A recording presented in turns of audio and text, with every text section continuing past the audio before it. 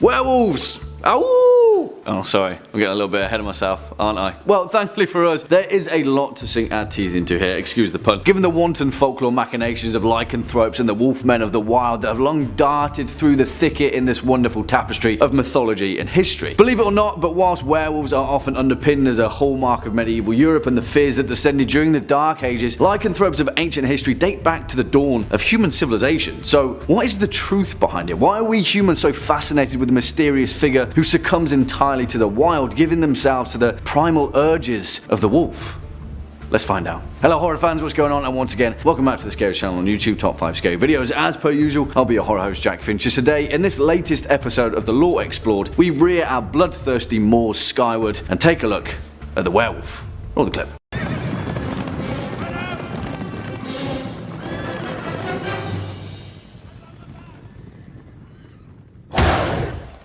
For the curious amongst you, that clip was from 2010's The Wolfman, starring Benicio del Toro as one particular wolfman with a few daddy issues, illustrating the archetypal mysticism and many taboos that evidently come with being a lycanthrope, particularly if you're a 19th century aristocrat in Victorian London. And as some of you may know, The Wolfman is a near-direct remake of 1941's The Wolf Man, starring Lon Chaney Jr. as the titular beast man in question, which is widely considered to be the most recognizable and most cherished original version of the werewolf myth ever created on film. And whilst it certainly wasn't the first, it's one of the best, and it gave popular rise to what we now consider to be werewolf horror cinema, cementing other actors such as the legendary Paul Naschy, Henry Hull, Oliver Reed, Jack Nicholson and David Norton in their iconic lycanthropic roles. But first, before we give credit to the hallmarks of horror cinema that the image of the werewolf has become, let's first begin where all things should. Etymology. After all, what's in a word? As you may imagine, the word werewolf comes from the Old English compound of were, meaning man, and wolf, meaning, well, wolf. Now, although this is certainly the clearest definitive origin of the term, there are other far older origins of similar sorts of terms. Low Latin describes the gerulphus, which the French later misheard as garrevue, which means beware, harking back to their description of the iconic loup-garou, a wolf to be aware of. But it's older than that still, and although the Norman Frankish described the werewolf, Old Norse describes the varulfa, or in much rarer terms the ulfhedin, one in wolfskin. In modern Scandinavian there is even the kveldulf, the evening wolf, considered to be derived from the name of the legendary Kvedulf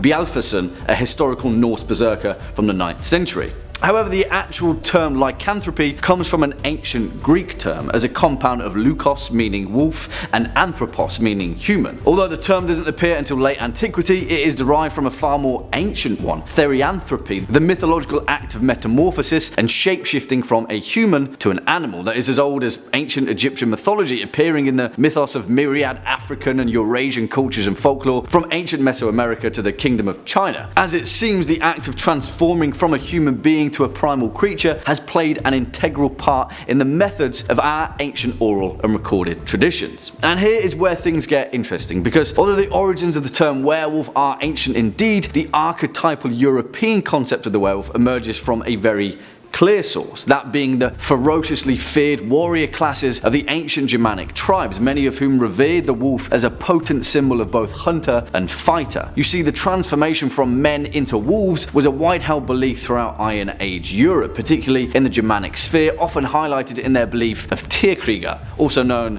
as Woden or Odin in Norse, the leader of the wild hunt himself. Interestingly enough, it has also been noted that the metaphorical image of the widespread belief of wolf men in ancient Europe and the wider Indo-European sphere is directly correlated to the tribal transition of Europeans moving from fruit gathering to predatory hunting during the Iron Age, a forgotten cultural practice that was revered by ancient pagan European society. In 440 BC, the ancient Greek historian Herodotus, in his histories, described the Nuri, a tribe which he placed in the northeast of Scythia, where all of its members transformed into wolves once every year for several days, where they roamed the wild before changing back to their human forms. Now, in all likelihood, this was a tribe that is now part of Russia, and the tribespeople of the Nuri were most certainly using wolf skins and pelts for warmth during winter, but still, the metaphor is what's important here. Similarly, in the 2nd century BC, the Greek geographer Pausanias described the story of Lycaon, the king of Arcadia, who was transformed into a wolf following his ritualistic murder of a child. Lycaon's transformation was bestowed upon by Zeus after his attempt to serve him human flesh to discover if he truly was a god, depicting cannibalism and murder as a grave taboo, and the result being this primal,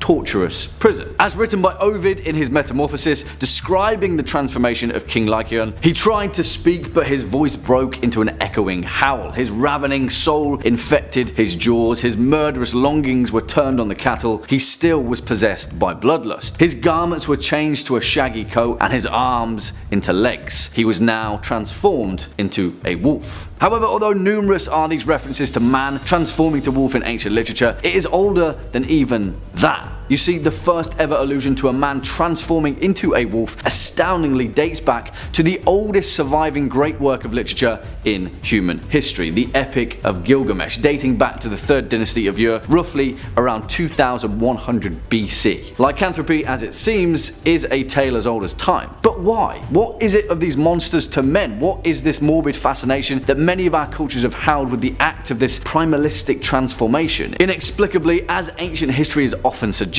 it occurred with the debasement of the human moral spirit, succumbing to the bloodthirsty primal urges of a violent act, murder, cannibalism, the sight of a frightful massacre, not in any sense of the martial or the art of war, because as we know the ancient world certainly enjoyed a battle or two, but in the actions outside of what was considered moralistically sound of the time. And perhaps here is where the werewolf tale begins to take on its far more human sensibility. You see, the werewolf is a bizarre construct. It comes from a cultural function of damning, violent and bloodthirsty actions, but as Europe wrestled itself from the grip of the Roman Empire, the cultural myth of the werewolf seemed to expand into the role of almost a guardian of sorts, albeit one that was primed for feasting on human flesh. You see, the Germanic pagan traditions that we previously spoke of persisted longest throughout the Scandinavian Viking Age. King Harald Fairhair of Norway was said to have commanded his troop of Ulfhednar, often mentioned throughout the Volsunga saga, fearsome berserkers who wore the skins of wolves to channel the spirits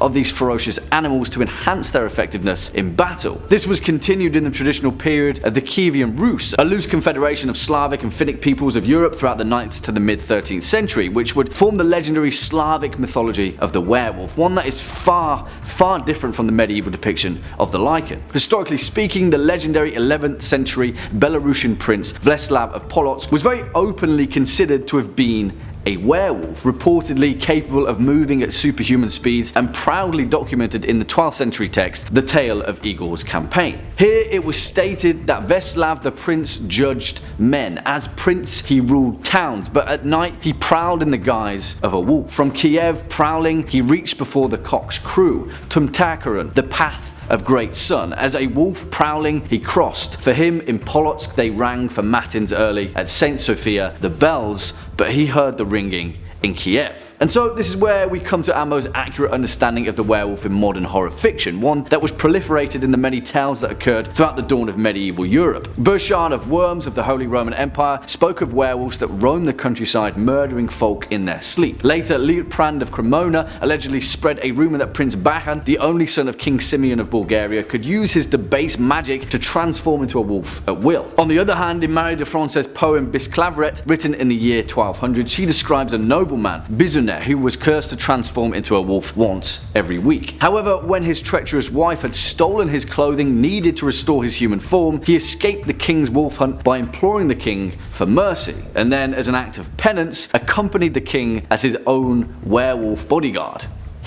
That's pretty damn interesting, right? Perhaps the Slavic traditions were rubbing off on them. You see, this is the beginning of the very clear duality now found of the werewolf in horror literature. On one hand, the Slavic reverence held for the Lycan as depicted through the ancient pagan traditions of Iron Age Europe, one that is not a werewolf in the same sense but a vlodglak, a wolfskin, which would later become associated with the concept of the revenant, the vampire, which is a hero to some and evil to others. But then on the other hand, we have the Germanic werewolf, or more importantly, the medieval werewolf, widely associated with the witchcraft panic beginning roughly around 1400 AD, a period of folklore history that hit its fever pitch in 16th century France and Germany. You see, here there were countless reports of werewolf attacks, hundreds of them in fact, court trials clearly recorded in history, and in some fewer cases clearly found evidence against the accused Lycan of both murder and cannibalism, which interestingly enough harkens back to the same fear that we found in the ancient Greek depictions of lycanthropy. Hey, I'm not saying that there's a direct correlation between the Holy Roman Empire and the medieval werewolf, but it's certainly interesting, and also it is. Accusations of lycanthropy were frequent in the Valais witch trials of 1428. In the canton of Vaud, which borders the cantons of Fribourg and Bern, numerous child-eating werewolves were reported through the year 1448. In 1598 in Anjou, a gang of werewolves was sighted roaming the rivers of the French lowlands, and in 1603 in Bordeaux, a teenage werewolf was sentenced to life imprisonment for the crimes of lycanthropy. Perhaps the most famous case of the medieval werewolf though came to the forefront with the bloodthirsty tale of Peter Stump, a German farmer and alleged cannibalistic serial killer reported to have murdered and eaten over 18 victims, including 14 children and 2 pregnant women, after the devil himself had allegedly given him a werewolf girdle of black magic which bestowed upon him the all-consuming power and hunger of a wolf. Peter Stump, otherwise known as the Werewolf of Bedburg, is perhaps the root form of what we now consider to be the classic werewolf of horror literature and cinema, but interestingly enough, it is one that focuses exclusively on the violent and bloodthirsty nature of a man who is caught physically or metaphorically transforming into a beast. Interestingly enough though, more often than not, the modern werewolf has often become a sort of hybrid of these two dualistic components of the ancient Lycan, the conventions of which are just as much of a hodgepodge as its forebears were. Take for example the folklore depiction of silver being a repellent to a werewolf. You see, silver in folklore, particularly in Celtic folklore, is a very important trope, but as to where it came about in relation to lycanthropy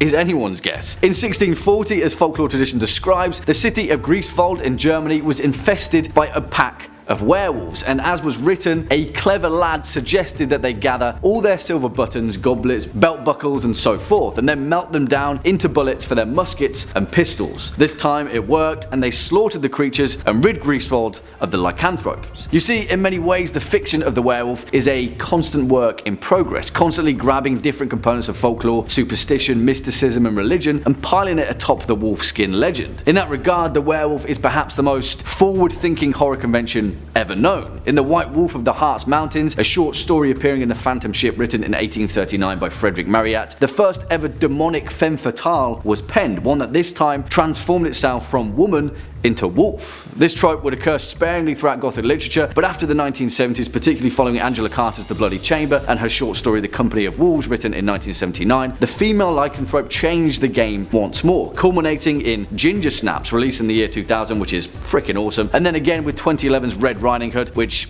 isn't great, but it highlights my point, taking these themes and then applying the transformation of lycanthropy to that of sexuality and a transgressive discovery of the self, highlighting the liberation that comes from championing the natural form. And again here, the concept of the werewolf in culture has often been used to highlight a sort of social movement of sorts, be it one that is taboo like the werewolf of medieval Europe, describing the fears of serial killers and cannibalistic monsters, or the satanic panic of witchcraft by the Holy Roman Empire, or on the other hand, one of a cultural advocacy and guardianship like that of the Slavic werewolf, who harness the more primal urges of the human form to their advantage, often as a force for good in defense of their own tribe or people. You see, be it monster or man, so it seems that the duality of the werewolf has long lingered in the hearts of humanity for thousands of years, and will perhaps linger for thousands of years more. After all, aren't we just wild animals howling at the moon? Kicking off at number 5, The Wolfman, 2010.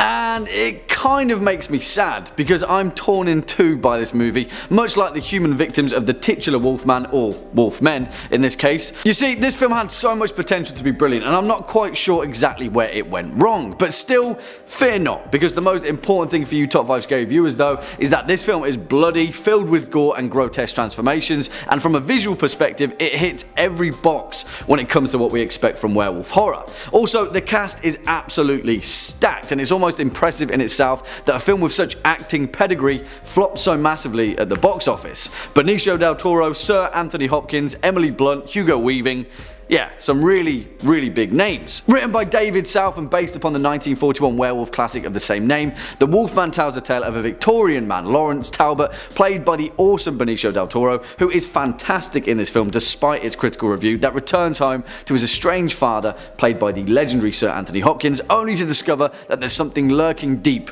beneath the family tree. You see, the plot is simple, perhaps too simple in its approach for a remake of a film from 1941, but I think the reason that this film didn't exactly strike a chord where it was meant to was partly because of the ending and its resolution, which of course I won't spoil for you, but actually really makes sense. Still, Benicio del Toro produced this film himself and he put so much love into it as it was one of his first inspirations as an actor, and he was a massive fan of the original Wolfman, and you can tell. And that alone is reason enough to watch 2010's The Wolfman, because most of all, it's fun.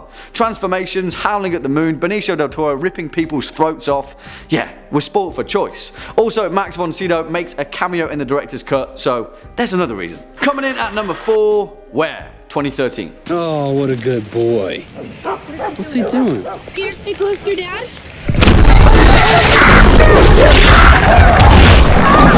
And in complete flip reverse to 2010's The Wolfman, this film in particular decided to pay its dues to werewolf horror and approach the genre from a completely new direction, and for the most part this film works to a frightening efficiency. In 2013's Where is very much a fresh snarling breath of air for fans of lycanthropy. Much like how Afflicted did the same for the vampire genre, this film does the same for werewolves by giving them a worthy documentary style entry into the halls of horror, although it kind of isn't that at all, and it technically isn't a found footage film. But still, listen, this film definitely has its faults, and again this film wasn't exactly heralded by critics as a game changer for horror, mainly down to its CGI, but come on, it's far from being bad. The reason that this film is a success for fans of werewolves, aren't we all, is because most importantly, Where is a monster movie. It very much has a clear villain, and that allows it to pull no punches with the throat-ripping and lycanthropic rampage. Written and directed by William Brent Bow, Where follows a crew of investigators who are tracking down the deaths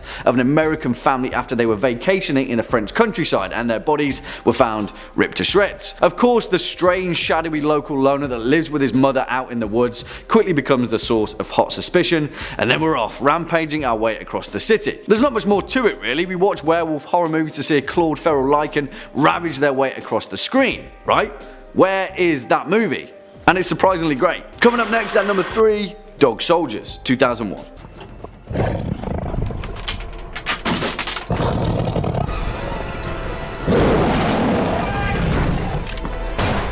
And come on guys, I'm going to be a little bit biased here, but if you're asking me, there's only one British werewolf movie ever worth mentioning, and it's this one, 2001's Dog Soldiers, which kind of makes me feel a little bit old, actually. Nevertheless though, nostalgic werewolf movies aside, Dog Soldiers is just a fantastic action horror onslaught, and it's a must watch for any budding horror fanatic, and more importantly, it's quintessential British satire at its best, although you might need to sink your teeth in a little bit deeper to realise that. Written and directed by Neil Marshall, the man responsible for the awesome 2005 horror The Descent, Dog Soldiers tells the tale of a group of British soldiers out on a training exercise in the Scottish Highlands. Of course, turns out that they're being hunted by werewolves, but the thing that makes Dog Soldiers such a fantastic horror film is that Marshall does away with that worn out trope of boo-hoo, I'm a werewolf and it's super sad, why do I spend so much money on clothes, and instead just turns everything up to 11 and relies on some simple good old fashioned horror mathematics. Soldiers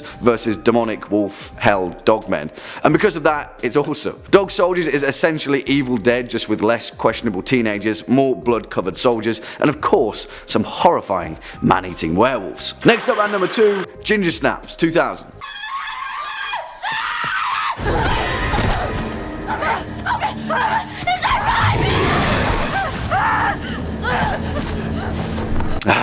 Ginger Snaps. What a film. What a fantastic teen horror tour de force, filled to the brim with late 90s angst, and of course, puberty-based lycanthropy. The thing is though, just like how Dog Soldiers manages to depart its way from the tired tropes of werewolf horror, Ginger Snaps also did exactly that, just in a complete and utterly different direction, providing stark proof that you can still make a charming werewolf horror, you just have to do things a little bit weird. And that's what Ginger Snaps is. It's a calling card to all those kids that didn't quite fit in at school, or had a macabre fascination with the darker sides of emotion, or, you know, ended up getting bitten by a werewolf. Either or. Written and directed by John Fawcett, Ginger Snaps tells a tale of two teenage sisters, Bridget and Ginger Fitzgerald, who share a morbid fascination with death, a theme which binds them together on Ginger's transmorphic lycanthropic journey. Let's not pander lightly. Whilst being a fantastic horror film, Ginger Snaps serves as a vivid, bare-bones allegory for the trials and tribulations that young women face when growing up, and it plays wholeheartedly to that formula that if you want to make a damn good werewolf movie, you better be willing to do things a little bit differently. Also, it's got one of the most fitting soundtracks of all time. Yeah, Ginger Snaps, guys. Of course it makes this list. And finally, at our number one spot, An American Werewolf in London, 1981. You gonna help me up or what?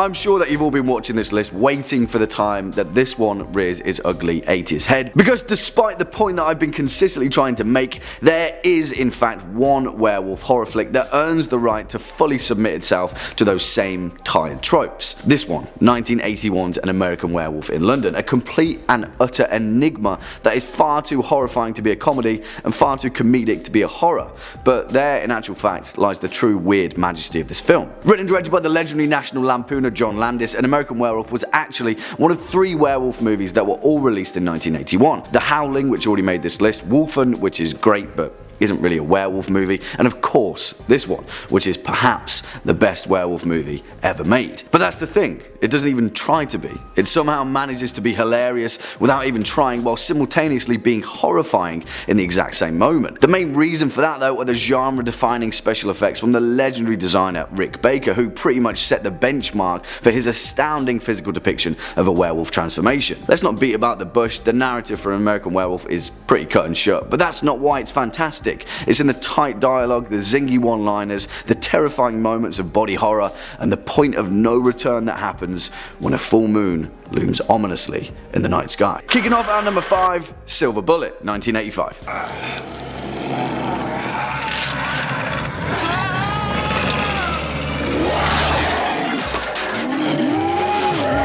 You may sense a trend in this list, and it's that the early 80s seem to have a fervent desire to try and nail down the werewolf genre once and for all, and what better way to do that than with a tale from the king of horror himself, of the Stephen variety of course. Based on his novella Cycle of the Werewolf, Silver Bullet set out to capture that nostalgic, suburban coming-of-age miasma that Stephen King has so often perfected, and Silver Bullet is exactly that, whilst also just being a damn good horror film. Directed by Dan Attias with a screenplay from Stephen King himself, the film stars the one and only Corey Haim as Marty Kozlor, as well as none other than the legendary Gary Busey as his shambolically charming Uncle Red. The thing is though, Silver Bullet, whilst it manages to deliver some pretty decent, consistent spooks, is also a pretty hilarious horror comedy in parts, although perhaps at times it doesn't intend to be. Not only is it funny though, it also has a rare charm that is often found in some of King's similar works, particularly played out in the relationship between Marty and Uncle Red as they hunt down a werewolf plaguing their small town. It's a werewolf horror film and it's a Stephen King film, and that's good enough for me. Swinging in at number 4, The Howling, 1981.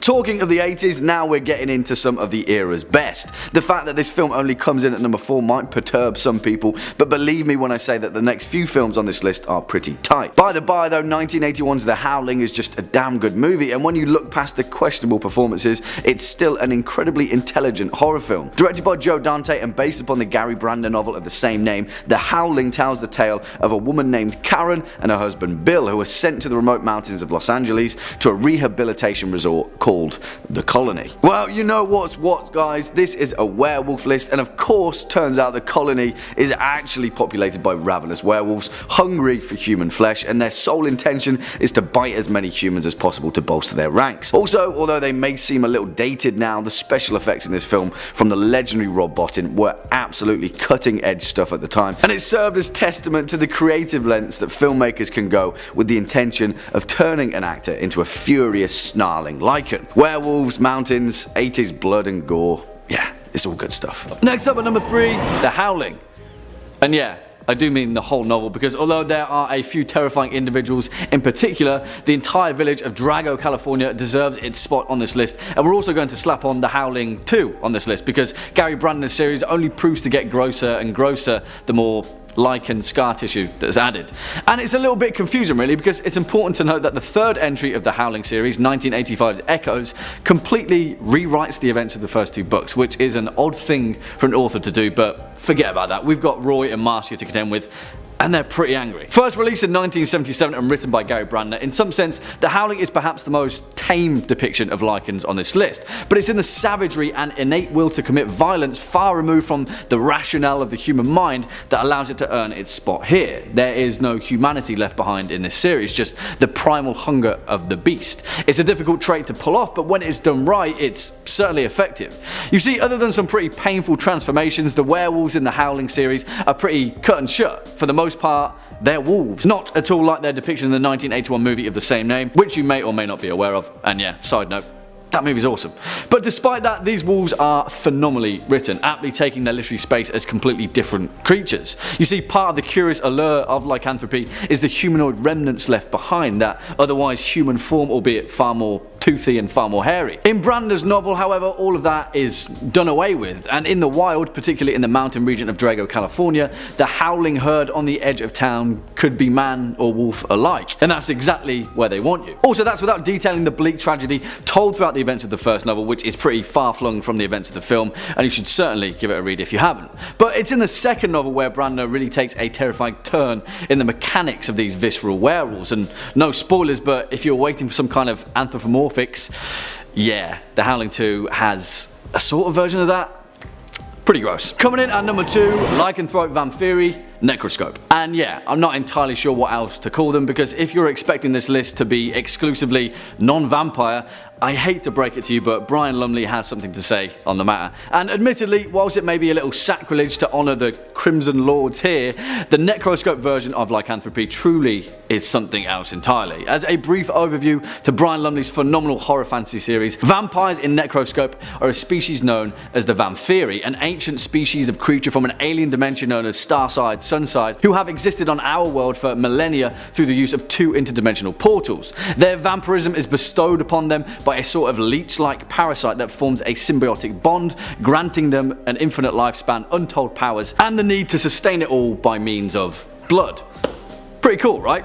Well, that same leech, in several cases throughout the Vampiri's history, has a tendency to infect non-human creatures, often wolves or foxes, which, in the technicalities of this list, certainly adhere to the principles of lycanthropy. You see, in several cases, these Vampiri wolves can assume a human-esque form to lure prey toward them, to infect and further spread their leech, as is seen with the Dweller. However, in other cases, true lycans have been bred purposefully by means of infecting the Vampiri egg with the vampiric disease of lycanthropy, in most cases to horrific and immensely powerful results. One of those resulting vampire-werewolf hybrids was Radu Lycan, the Dog Lord, who was exiled from Sunside, Starside to Earth, where he resigned himself in classic werewolf fashion to dominating the planet and spreading his unique Vampiri leech to a new unified empire of werewolf vampires. Sensing a theme here. Now, whilst Radu is an exception, as well as several other minor characters, it's also important to note that lycanthropy in this series more often than not goes wrong, and the results are, well, completely and utterly horrifying, and also disgusting. Yeah, definitely sensing a theme here. And finally, coming in at our number 1 spot, The Guru, World of Darkness. And you know what, guys? I saw so many of you passionately advocating for this entry to make up our list, and I'll hold my hands up and admit, I'm sold. I'm completely sold. After delving into the inner workings of Werewolf the Apocalypse and Werewolf the Forsaken, I'm relatively certain that the Guru are some of the most complete and utterly compelling monsters of horror ever penned. And I say penned in the loose term because although there are a vast wealth of novels written in this universe, the bulk of World of Darkness is based upon a fantasy tabletop series, which you may be familiar with, particularly if you're a fan of Vampire the Masquerade. But that's by the by, because I'm fairly certain that we can all agree on one thing. Tabletop is literature. If it's of a written form, it's literature. It doesn't have to be a novel penned in 1887 for it to be worthy of merit. It just has to be good. And believe me, the Guru certainly earn their place at the top of the pile. Although relatively difficult to get a hold of now, the subsequent werewolf novels of the series detail the origin of the titular Garou, and conceptually speaking, it bites a little bit closer to the bone than the rest of them. As told in Garou oral history, this secret civilization of Lycans have always existed, clawing onto their existence by means of their eternal duty to Gaia, maintaining the balance of nature. Essentially, what sets the Garou apart is that they are the arbiter of humanity. If human civilization gets too out of control, the Garou sweep in and cull an out of control population. In its purest form, World of Darkness lays out the true meaning of the Lycan and their human counterparts, the hunter and the hunted. And not only that, but these eternal predators have established complete mastery of their transformation, harnessing the ability to pretty much appear as any werewolf that you've ever seen in fiction. Their tribes are numerous, they have complete and utter domination over their planet, and in the truest terms, the Garou are a literal force of nature. Kicking off at number 5, Wolfgang von Überwald, Discworld. And it is music to my lowly ears to hear the name of the late great Eternal Imagination and one of the most unique and wholeheartedly distinct writers of recent times, Sir Terry Pratchett, right here on Top 5 Scary Videos. Rest in peace. And really, without detracting from the werewolfness of this list, it really is important to note the creative achievements of this brilliant man. Discworld is one of the most unique series ever created. And of course, in tune with that uniqueness, we have one of the rare occasions where Discworld got a non-tongue-in-cheek dose of horror. And how would Sir Terry do that? Of course, Nancy Werewolves, but obviously fantasy Nancy Werewolves. You see, whilst we'll touch on this later, there is a literary vein often mined by writers when applied to lycanthropy, much similar to their vampiric counterparts. If you're an all-powerful bestial creature of myth and legend, more often than not you treat people like trash and you want to take over the world. Go figure, right? The city of Ankh-Morpork is central to the Discworld series, and its protection is down to the City Watch. One of those watchmen is Captain Angua, who just so happens to be a kind and noble werewolf. His brother though, Wolfgang, he's a piece of work. You see, the two of them are descendants of a long line of werewolves, and because of that, Wolfgang believes in his divine right to superiority and domination. He views anything other than a pure-blood werewolf such as himself as an abomination, and so because of that, he believes it's pretty much open season when it comes to feasting on the peasantry. In his family's ancestral seat of Überwald, which is Pratchett's home county of everything horror, Wolfgang steps up his master plan to take over Discworld in the most ruthless and relentless manner possible. During the event of the Fifth Elephant, Wolfgang reinstates the ancient rule of the game, where a human victim is chased for sport by a vicious and relentless pack of werewolves. Although similar to the age-old tactics of the aristocracy, Wolfgang's version of the game is rigged, and it's a pretty unsightly and unfair bloodbath. However, I'll leave you all to discover Wolfgang's ultimate fate. Take a look. Swinging in at number 4, Fenrir Greyback, Harry Potter. And you may be thinking, what the hell, Harry Potter? Jack, come on dude. But I'd say, hear me out, and also tone it down a bit, because when you actually hold a lens to this tooth and claw ridden character in particular, Fenrir Greyback is messed up. Put it this way, to cut a long story short, this guy didn't join Voldemort's cause because he believed in the Death Eater's ideological stance on wizarding superiority. He joined for one reason. If he allied himself with the Death Eaters, Fenrir would have a larger pool of potential victims to turn into other Lycans, particularly children. In his own words, bite them young and raise them away from their parents, raise them to hate normal wizards.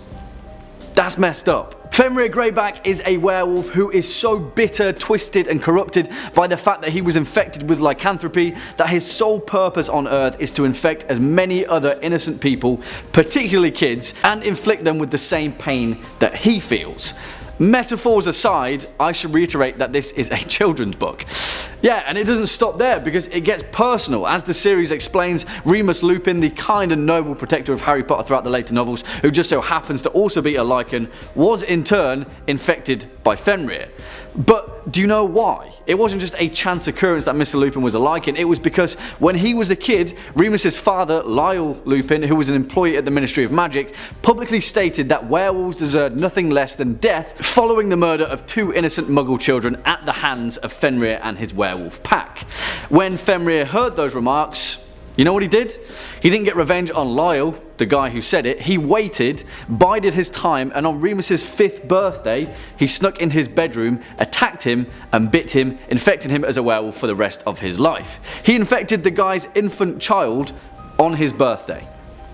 Yeah, I mean, it's pretty clear that Fenrir Greyback is an evil and vile werewolf that holds a grudge, but compared to some of the most evil of his literary counterparts, this guy makes it personal. And it's messed up. Next up at number 3, the lupine theriomorph, the Dresden Files. And yeah, something that isn't Werewolf 101 at all, because who better to completely reinvent the werewolf on several different levels than Jim Butcher himself. Now listen, you may be aware that we're big fans of the Dresden Files over here at Top 5 Scary Videos, but if you know, then you know, because the theriomorphs of the Dresden Files are awesome. And also, we have to hammer down the specifics here because there's quite a few versions of the traditional werewolf as far as Butcher is concerned, much like with his varying depictions of vampires, as is the case with the Four Courts. In the world of Harry Dresden, there are several types of werewolf, otherwise known as lupine theriomorphs. There are the classic werewolves, which function exactly as they do in Gothic literature, terrible magic curse. You get the drift. But then there are the Hexen wolves, a type of lichen magic that allows a person to transform into a wolf-like beast through the use of a magical talisman imbued by another user. To transform, a person makes use of a talisman which can be worn and activated, and then, yeah, instant werewolf or FBI werewolf. Usually it's a wolf hide bat, which are a pretty important resource in the world of Harry Dresden. Then there are the loup-garous, which are also incredibly similar to the classic werewolves, but instead are created by a much more powerful type of magic and are reliant on the old adage of the silver bullet variety. The loup-garous are essentially the resulting creation if you make enemies with really powerful sorcerers. And then there are the lycanthropes, which are essentially the anamorphic feather in Butcher's werewolf cap. As depicted in Full Moon, lycanthropes are not created but born, and for all intents and purposes are perhaps the most powerful lycans in the series. However, we're irking on spoilers here, but there are a few more versions of things in Butcher's series, which, you know, is reason enough to give it a read. Coming in at number 2, the Wolfen, Warhammer 40k. Okay guys, talk about diverging from the path of classic werewolfism. Of course it had to be the staggering canon of the grim darkness of Warhammer 40k to deliver us a completely insane depiction of the stereotypical werewolf. Because what happens when you cross an ancient race of Lycan men with a space marine? Yeah, the Wolfen, that's exactly what you get. And if you know anything about the vast lore behind Warhammer 40k, you'll know that these guys are one of the most savage and frighteningly efficient fighting forces in the whole of the Space Marines. And also the creation of the Wolfen is something else entirely, so much so that I'm pretty sure there is nothing else like it in werewolf fiction. Although it is kind of close to the Trial of the Grasses in the Witcher series, which is pretty cool actually, and another reason to read The Witcher. As described in texts of the Terran Empire, the Wolfen are members of the Space Wolves chapter who have succumbed to the curse of the Wolfen and thus transformed into savage, malformed lupine mutants. Genetically engineered creations within every Space Wolf's gene seed is a specific genetic sequence known as the Canis helix, which unleashes the acute predatory sense of a race of creatures known as Fenrisian wolves, the native species of the Wolfen's homeworld, Fenris. Yeah, exactly, because how do you get an entire army of genetically engineered and technologically superior werewolf soldiers in the Warhammer universe? You create an entire planet of them. Now obviously if you're familiar with the series, you'll know that the Space Wolves are an incredibly powerful sect of Space Marines and by extension a critical arm of the Empire, but in this case Space Wolves is very much indeed taken literally. Space werewolves. There we have it. And finally coming in at number 1 spot, Karkaroth, the Silmarillion. Because yes, there is one werewolf that all others tremble at the very mention of, and surprisingly enough, it comes from an incredibly well-known series that isn't exactly renowned for its depiction of gothic horror tropes. J.R.R. Tolkien's legendary work of fantasy, The Lord of the Rings, was built upon by a very important side compendium, his 1977 posthumous novel, The Silmarillion, and we have that to thank for fully fleshing out Tolkien's world of Arda and the incredibly rich and in-depth lore of the First and Second Ages. In many ways, The Silmarillion is considered to be the Prose Edda or the Bible of the Lord of the Rings, and any such creation story in turn needs to have its villain. That villain is a figure known as Morgoth, the progenitor of all evil in Arda, and the one responsible for creating some of the most vile evils in the whole of Middle-earth. One of those is Ungoliant, the giant spider and mother of Shelob, and the other is Draugluin, the first of the werewolves. But in this case, they both pale in comparison to the power of Karkaroth, offspring of Draugluin and the greatest and most powerful werewolf to have ever lived. Otherwise known as the Red Maw and the Jaws of Thirst, his eyes burn like red coals and his teeth were poisoned as the spears of the Orcish legions. He was reared by Morgoth as a line of defense against Huan, the white wolfhound of the Valar, and was charged with defending the Gate of Angband, where he eventually went on a madness-induced warpath, slaying everything and anything that stood in his path. You see, the thing is, although Tolkien's depiction of werewolves aren't exactly in line with many of the other mechanics of the creatures, they are the literal definition of the primal rage and bestial wrath that werewolves represent. These werewolves aren't trapped men, but instead they're servants of evil itself, bred by Morgoth from wolves and then inhabited by spirits of pure evil. And Karkaroth, yeah, he's the baddest of them all. Coming in at number 5, we've got the wolf strap. Like many other famous monsters, many folks assume that werewolves are usually the result of another werewolf attacking somebody. During a full moon, bites, scratches, and injuries can be extra worrisome. But being hunted down unsuccessfully by a lycan isn't the only way to join their ranks. Many legends tell of different objects that may assist people on their journeys to wolfdom. The most ubiquitous of these objects is the wolf strap. Basically a ceremonial belt, these lengths of leather can be used to transform someone into a werewolf. Put it on, you'll become a fearsome monster. It's not necessarily that simple though. First, you have to sell your soul to the devil. You have to know all the symbols to carve into the leather, and you have to frequently take care of it by rubbing herbs and oils on it. But if you're really interested in becoming a wolf and don't know any werewolves that would bite you, this might be the simplest method. Having an object of power such as a wolf strap leaves would-be werewolves pretty vulnerable when they're not in their bestial state though, so if you do take this route, make sure you've got a good hiding place. There's an old story from Russia concerning somebody with a wolf strap. A man lived way out near the farthest edge of the village and kept mostly to himself. People, as people tend to do, spun all sorts of crazy stories about this eccentric hermit. One night, while walking by his property after a fresh snow, a young lad noticed some strange tracks all around his house and barn. This was enough to pique the interest of some locals who came out to investigate. They found the tracks coming out from the front door of the house and leading into the woods. Suddenly, a howl ripped through the night. Some villagers immediately turned around and left, while other, braver folks decided to stick it out. When the man returned home, they took him into custody and searched his house. In a hidden chest, they found the engraved leather strap covered in oils and grease. What else to do but burn it all? Man included. Coming in at number 4, we've got the Werewolf of Bedburg. You may have heard of witch trials, but what about werewolf ones?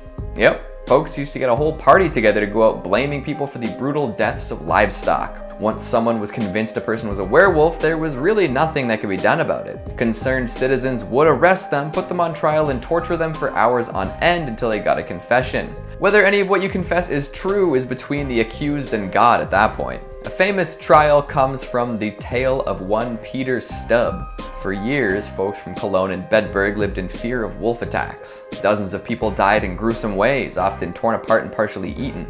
Forensics weren't quite ready to be used effectively back then, so most people had to simply get on with their lives after any such attack. However, some people were stalwart in their belief that there was a werewolf causing all the carnage. Eventually, a group of determined villagers found a gigantic wolf and fought against it. They used spears and sticks to beat it back and eventually were victorious. The actual account of what happens next is strange and most likely unreliable, but that's what makes an urban legend fun, isn't it? Somehow it was discovered that Peter Stubb was the werewolf. He had been killing people, he'd been stealing the livestock, he'd been howling at the moon. Needless to say, the locals were shocked. This was probably the biggest news they'd ever experienced. And like 16th century folks tend to do, they decided that all new and strange things must be eliminated. So after torturing him for hours, he admitted to it all. He made a deal with the devil to acquire a wolf strap. He murdered 16 people, many of whom were children. He was the wolf those villagers fought.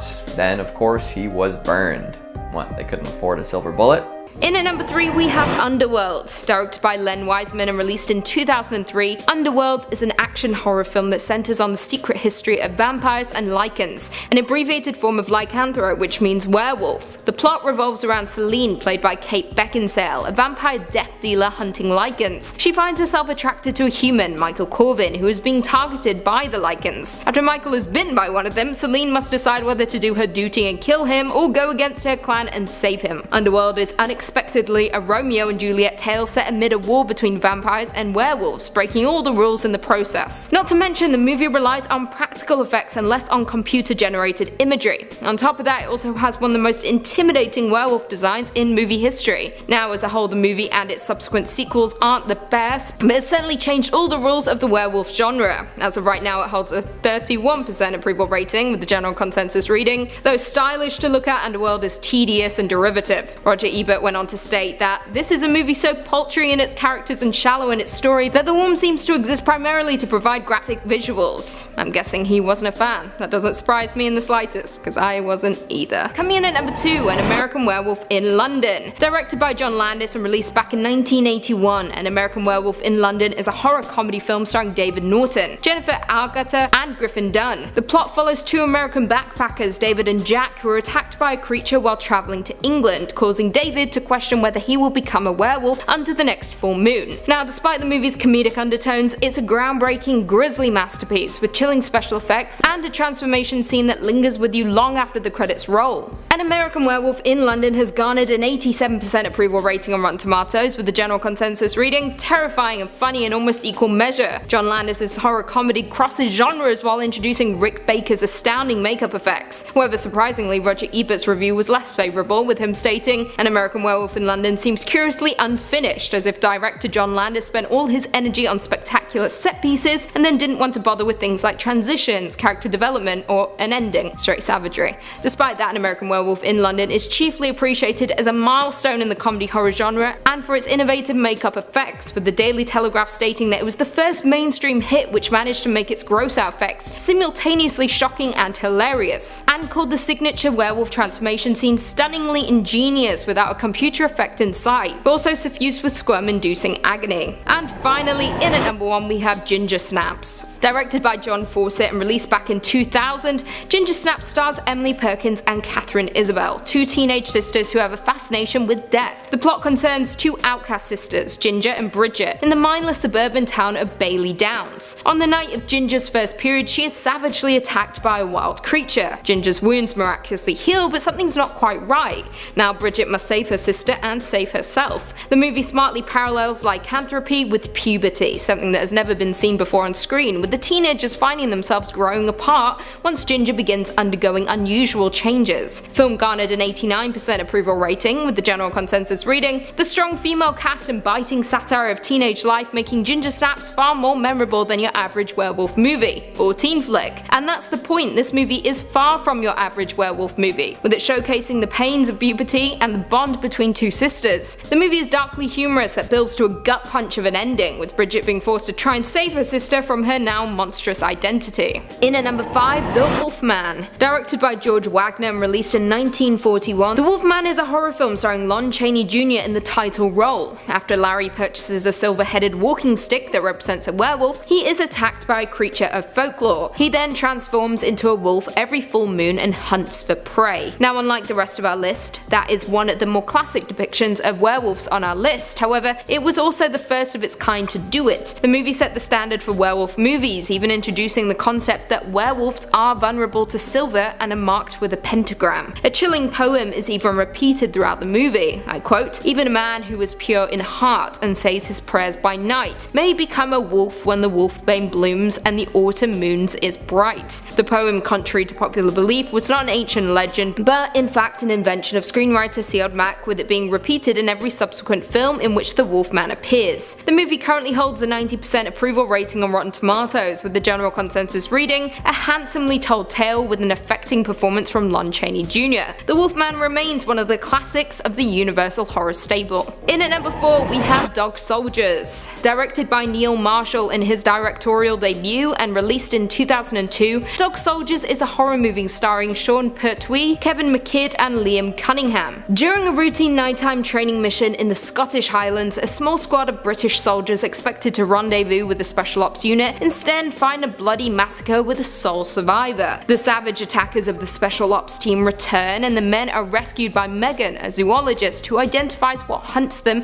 as werewolves. Without transport or communication, the group is forced to retreat to a farmhouse to wait for the full moon to disappear at dawn. Dog Soldiers has been called a mix between Jaws, Aliens and Predator with a werewolf twist, and who doesn't want that? The movie has a lot of tongue-in-cheek humor, however, the domineering creature design makes Dog Soldiers one of the creepiest and most entertaining werewolf movies of all time. The movie currently holds a 77% approval rating, with the general consensus reading, "Frightening, funny and packed with action, Dog Soldiers is well worth checking out for genre fans," and marks writer-director Neil Marshall as a talent to keep an eye on, and kept an eye on we did, with Marshall going on to direct The Descent, Doomsday, Hellboy and The Reckoning. Coming in at number 3, we've got A Terrifying Tailor.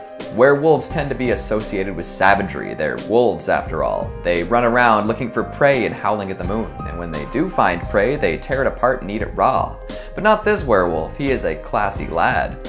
Known as the Tailor of Chalon, he ran a clothing store in a French village. When he wasn't mending clothes, he was luring children into his shop. He would torture them endlessly, and when he'd had enough, he would slit their throats. It doesn't stop there either. Instead of eating them raw, like most werewolves tend to do, he would boil them up and have them for supper. And if he was really in the mood for some raw flesh, he would head out into the nearby woods and stalk people in his wolf form. After dozens of children disappeared, the tailor was suspected of being behind it all. Folks raided his store and discovered barrels and barrels full of bones. Yikes. At least he was cleaning up after himself, right? Coming in at number 2, we've got the Revenge of the White Wolf. This legend is a little more up to interpretation than a lot of the others, so let me know if you think it was a werewolf or something else. Alright, there once was a butcher named Bill. He lived in a town a little off the beaten path. Naturally, there was plenty of wildlife around. However, the wolf population was rapidly becoming a major problem. Livestock was being torn apart, people were getting attacked by packs, and townsfolk were afraid to go anywhere outside. Bill, being a man of action, decided to do something about it. He gave up his butcher shop and became a full-time wolf hunter. Over the course of a few years, Bill managed to kill over 500 wolves, and he made a pretty penny doing so too. The community was safe, and Bill was well paid and well respected for doing his part, so all was well. Well, sort of. Bill felt pretty guilty for killing all those animals and taking such an exorbitant sum of money, but hey, what can you do? A few years later, another wolf came into town. A farmer described a gigantic white wolf, one that was too fast to even try to shoot. After it went around terrorizing townsfolk for a little while, Bill decided it was time to go wolf hunting again. He bought a little lamb as bait, tied it to a tree, and camped out with his rifle. After that, he went silent. His friends hadn't heard from him in weeks, so they decided to go looking for him. When they discovered his fate, a brand new type of fear washed over them. The little lamb was still tied to an oak tree, intact and alive, but Bill was not so lucky.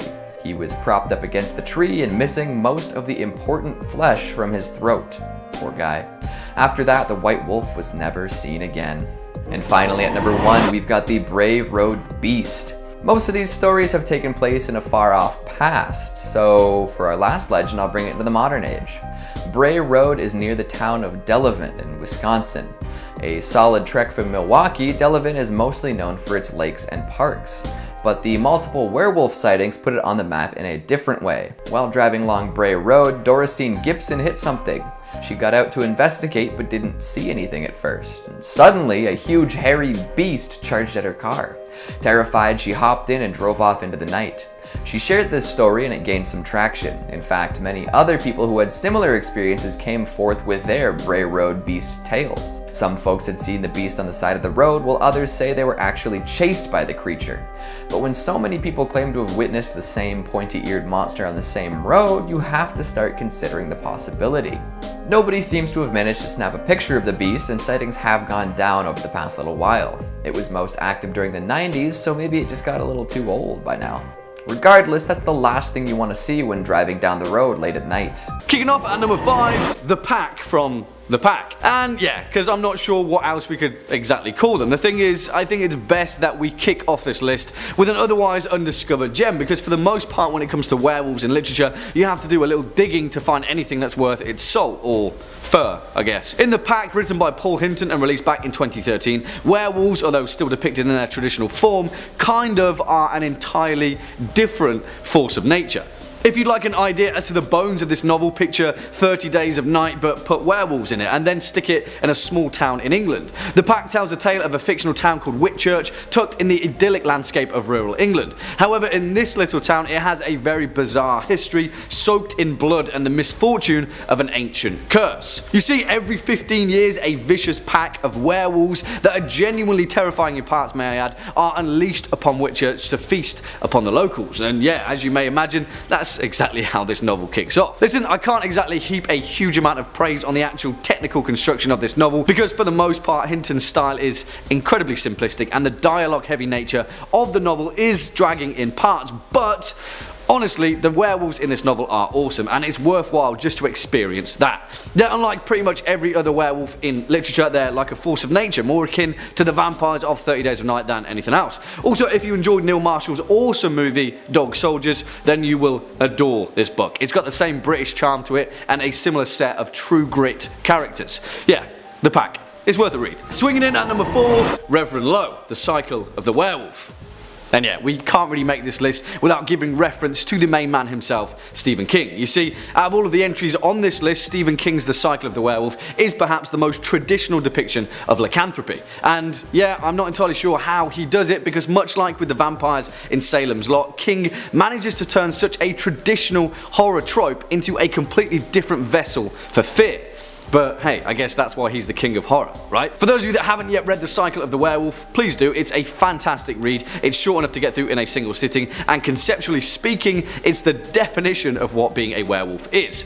Also, yes, this is the King novel that 1985's Silver Bullet starring Corey Haim was based upon, so if it seems familiar, that's why. Written by Stephen King and illustrated by Bernie Ritson, The Cycle of the Werewolf is told across 12 chapters, each of them depicting a month of the calendar in the small town of Tarker's Mills, Maine. The story is told through the eyes of a 10-year-old boy, Marty Coslaw, who is paraplegic and wheelchair bound, and also the only one in his town who knows that a ravenous werewolf is murdering people every full moon. It doesn't take him long to realise that the werewolf is none other than Reverend Lester Lowe, the town's priest, although he himself isn't exactly aware. The thing is, the story is actually really sad, and King manages to walk a fine line between the bestial rage of the werewolf and the tragic realization of Reverend Lowe's curse. The origin of his lycanthropy is never fully explained, and that serves to hammer home the tragedy of his affliction, juxtaposed by the genuinely gut-wrenching physicalities of his killing spree. Yeah, this one is Werewolf 101. Next up at number 3, Wolf, 1994. Yeah, we all need some money. I've got about $1,000 in my wallet. How much would you like to borrow? $5? 10? And we touched upon this point in the first part of this video list series. More often than not, cinema has treated werewolf horror more so as a horror comedy, finding it difficult to balance the equal parts grotesque body horror with the reality of becoming a ravenous lycanthrope. And because of that, in the latter quarter of the 20th century, cinema approached werewolves with all the camp that they could throw at it. But the 90s were a different time. The 90s was the time of romance, romantic comedies, romantic thrillers, and romantic horrors.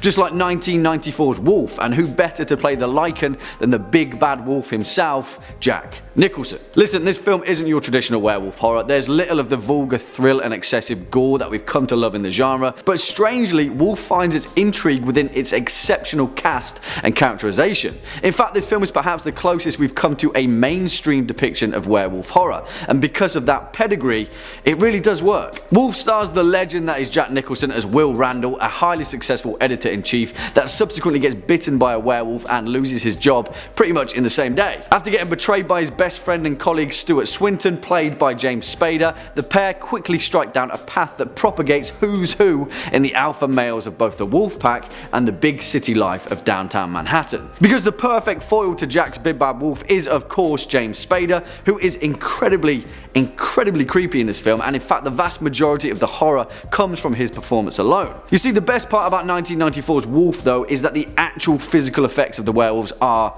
second to none, and the plot takes itself seriously enough to segue the aforementioned camp by giving the borderline Lycans reason to still maintain their human form. I won't say anything more, but surprisingly, Wolf really takes its folklore seriously, and that's a very good thing. Swinging in next at number 2, Howl, 2015.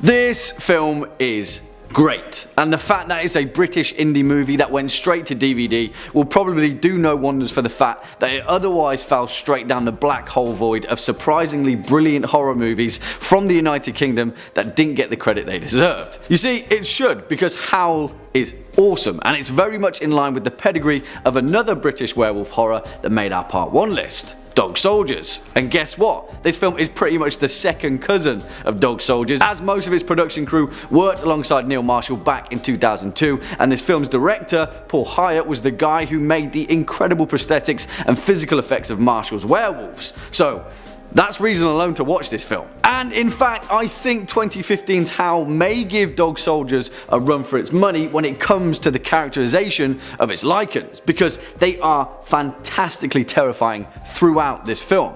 Also, Howl features the awesome Sean Pertwee in it, as in Wales from Dog Soldiers, albeit not for long. So yeah, another reason. Okay, I'll stop with the connections now. Much like Dog Soldiers, the brilliance of Howl is in its simplicity and its approach to the subgenre with respectful efficiency. There's not much to Howl really. A train breaks down in the middle of a forest in England during a full moon, and of course it's down to the down on his luck train conductor Joe, played by Ed Spielers, to try and keep his passengers alive. I'll say no more because there's not much more to ruin, but Howl is one of the most worthy werewolf experiences of recent times, and it's more than worth a watch. And finally, coming in at a number 1 spot, The Company of Wolves.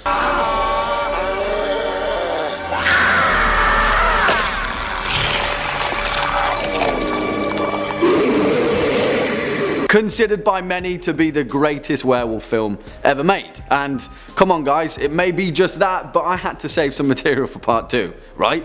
Because in many ways, The Company of Wolves really is awesome, if not perhaps the truest Lycan folklore, down to the fact that it was written by one of the most astute minds in horror and magical realism, the late great Angela Carter. And if you haven't read her fantastic 1979 book, The Bloody Chamber, stop what you're doing right now and do so, because for fans of top 5 scary videos that love nothing more than folklore and horror, it's a terrifying compendium of both of those things. The film itself is based upon the werewolf story that features in The Bloody Chamber, and true to her word, Carter saw through her vision to the silver screen. Essentially, this film is a retelling of Little Red Riding Hood, although obviously it peers much deeper beneath the darkness of its classic tale. The thing is though, The Company of Wolves is not a children's film in the traditional folklore sense, and it is definitely not an exploitation film either, perhaps in some kind of classic werewolf B-movie fashion. It's neither of those things, but it's also kind of both of those things at the same time. I think in many ways The Company of Wolves could have only been made during the specific age that it existed, and it very much is a product of its time,